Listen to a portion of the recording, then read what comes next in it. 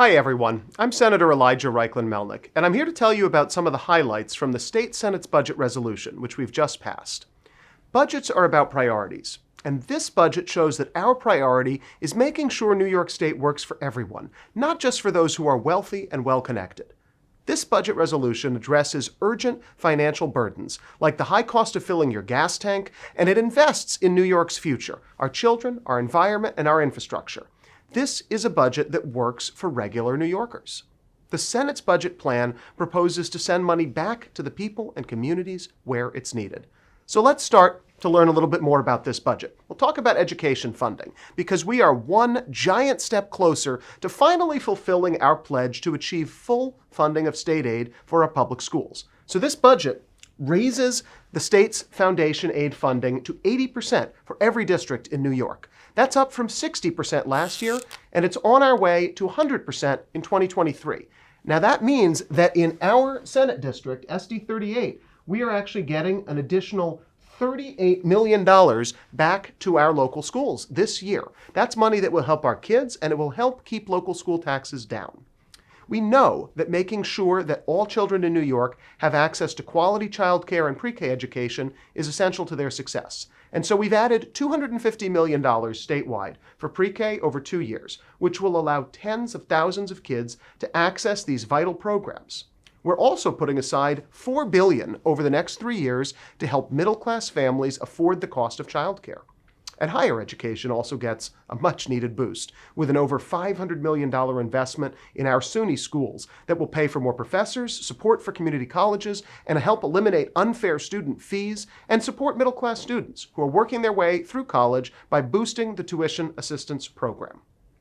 Let's talk a little bit about infrastructure, because budgets are where the rubber meets the road, sometimes literally.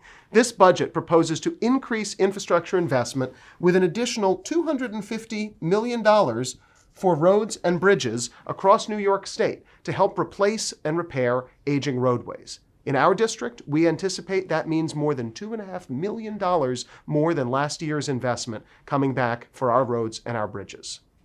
Let's talk a little bit about the environment, because the State Senate budget proposes record investment to address the threats we face from climate change and other environmental problems. So we propose raising the Environmental Bond Act that will go before voters this year by $2 billion, bringing it up to a total of $6 billion. This ensures that at least $4 billion will be directed at combating climate change head-on through renewable energy projects, conversion to electric vehicles, and so much more. And that's $6 billion that can be spent over the coming years to help with these vital projects, because if we don't spend now to adapt to a changing climate, we will be stuck spending far more down the road later. And finally, let's talk about taxes, because inflation is hitting families hard. That's why this budget will help. It helps with a variety of tax cuts to help people through these difficult times. The Senate is proposing a big boost to the Aid and Incentives to Municipalities program, which goes directly to local governments, and it can help them hold the line on property taxes. We're increasing AIM funding by nearly 30%, which will be a $200 million increase for local governments around New York State this year to help them lessen the burden for property taxpayers. And in our district in Rockland and Westchester, anything the state can do to rein in property taxes is critical. Our budget also proposes reducing income tax rates for all working and middle-class New Yorkers. And best of all, the new budget proposes increasing and adding in a $2.2 billion middle-class property tax rebate credit program for 2022 for any taxpayer who receives the basic or enhanced star and has an income below $250,000.